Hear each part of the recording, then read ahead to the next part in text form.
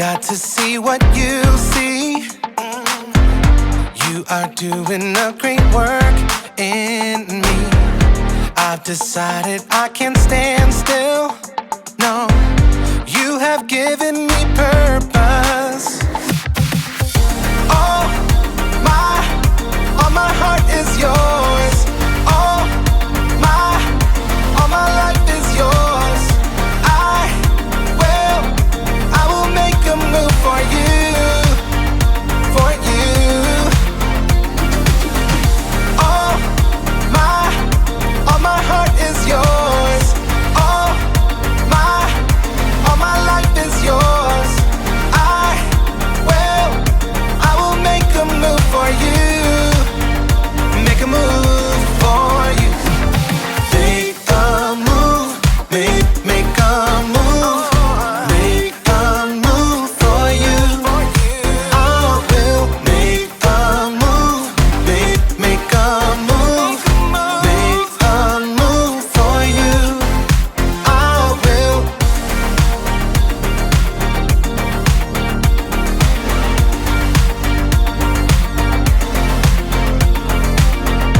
I'll take up the call to serve you.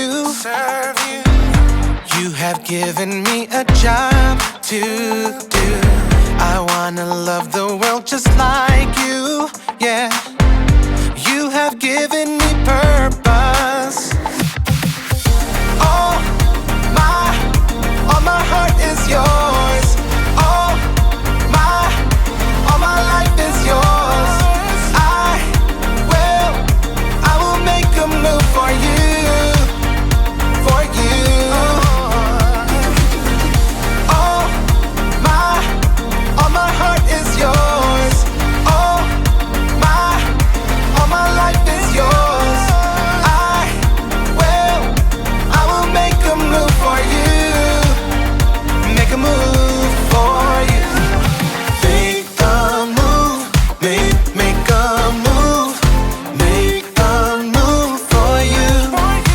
I will make a move, make a move. Make a move for you. I will.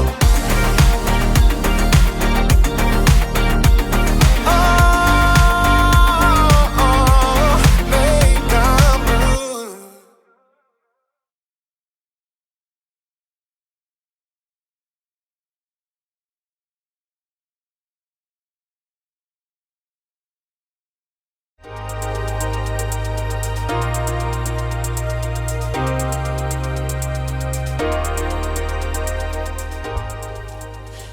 Good day, space travelers! It is I, Jacob, and I'm here to take you to the very edge of the universe, or at the very least, the very edge of initiative. Initiative is seeing what needs to be done and doing it. Initiative is very important. Too often we see what needs to be done and we don't do it, usually because flashing red light. Red light? What could that mean? I'll have to check the space travel manual. Red light. Ah, red light. Computer malfunction alarm. To reset computer, press the blue button. Okay, good.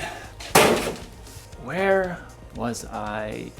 Yes, initiative. I was saying that sometimes we see what needs to be done, but then we don't do it because a blue flashing light.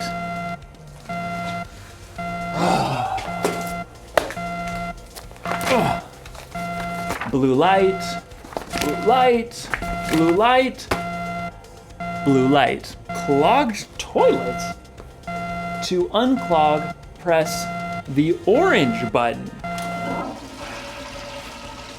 That'll do the trick. Man, it's really hard to focus around here. What I was saying was, a flashing orange light? Okay.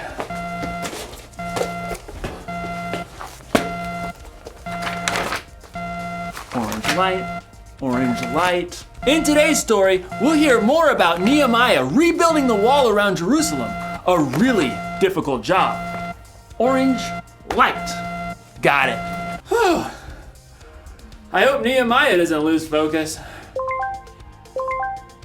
Oh man, what could that alarm be? Oh, I just got a text message. See you in a few.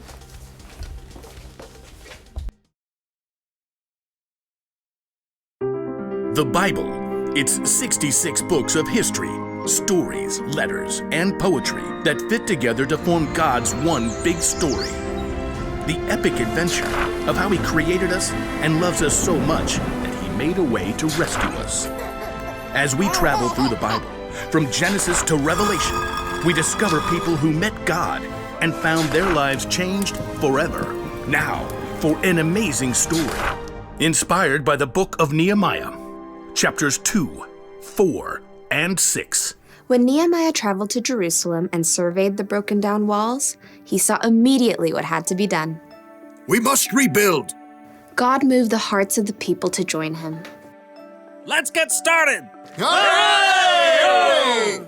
But while the Jewish people were eager to repair the tumbled down walls and ruined gates, the people in the lands around them were not so thrilled. What do they think they're doing? A city with no walls stood open to attack.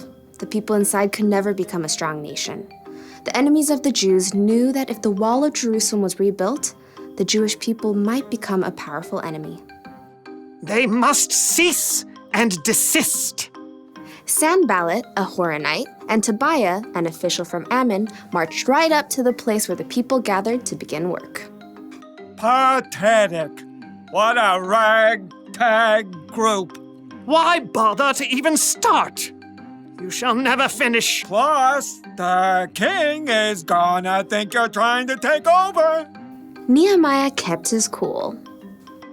The God of heaven will give us success. We serve Him. So we'll start rebuilding the walls.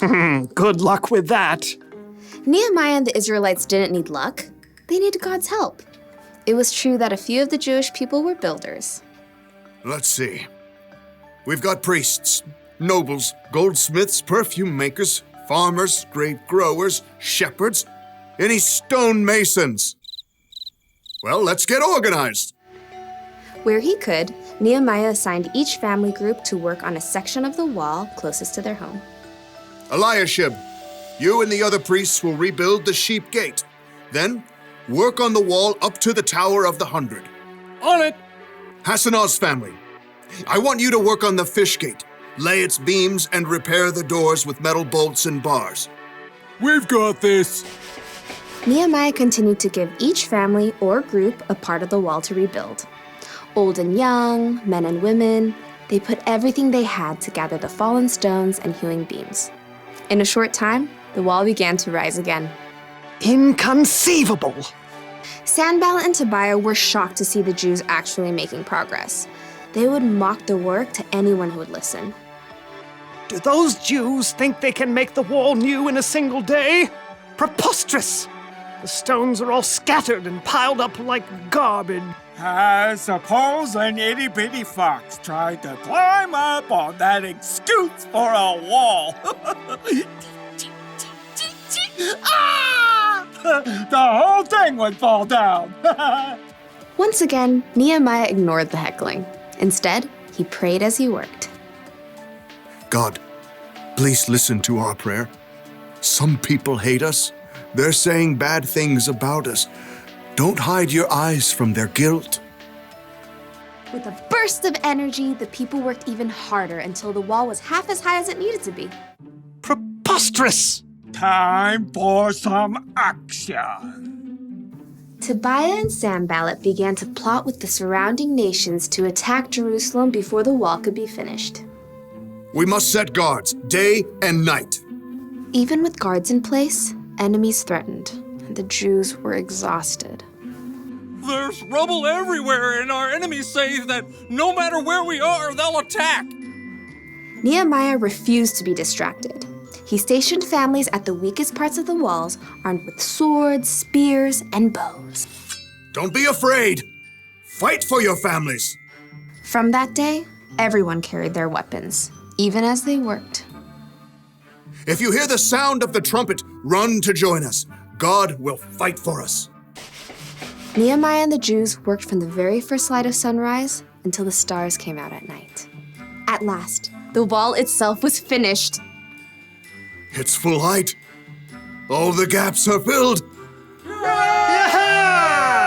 But we can't rest yet. The entrance gate still must be repaired. Sanballat was furious, but he had another play to make. So he sent a message to Nehemiah, who was working high on the wall. Sanballat says, "Come, let's talk with one another. Let's meet in one of the villages on the plain of Ono." Oh no, I don't think so. Nehemiah knew perfectly well they were planning to harm him, but he stayed focused on the work and sent his own messenger to Sanballat. Nehemiah says, I am working on a huge project. Why should the work stop while I leave it? Why should I go down and talk with you? Inconceivable! Try again. 5 times, Sanballat sent messages. He even threatened to tell the Persian king that Nehemiah was trying to make himself king.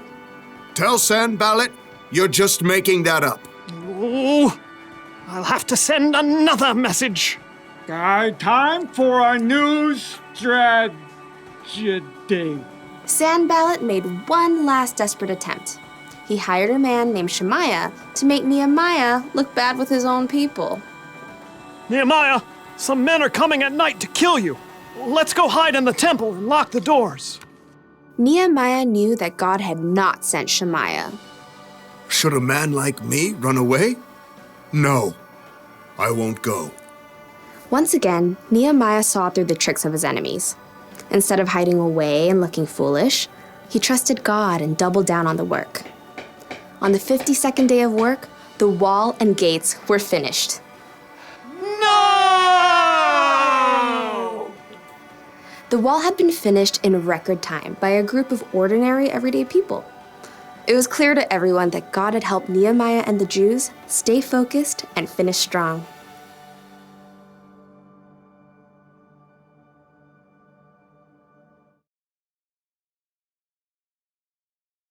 Can't talk now, gotta focus. Sorry about that. It's so easy to get distracted sometimes, isn't it? I mean, you probably don't get distracted by alarms and flashing lights,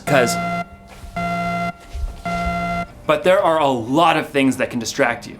When you're supposed to be focusing on homework, you might get distracted by the TV or the internet. When you're supposed to be cleaning your room, you might end up playing with your toys. When you're supposed to be listening to your teacher, you're making funny faces at your friends. We get distracted by our stuff, by other people, even by our own thoughts and worries. There's so many things fighting for our focus. It can be overwhelming. I mean, look at Nehemiah. He was rebuilding the wall of Jerusalem. He had enemies on the outside and people fighting with each other on the inside. It would have been so easy for him to get distracted, but he stayed focused.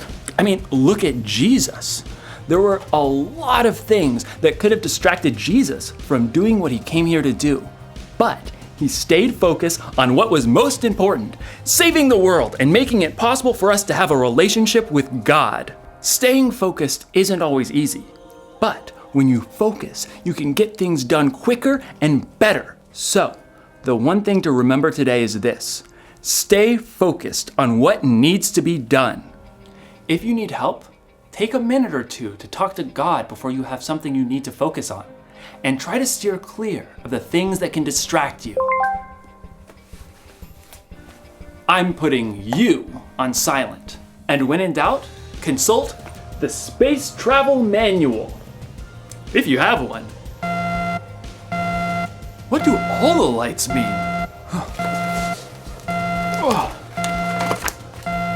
All the lights, all the lights, all the lights, all the lights.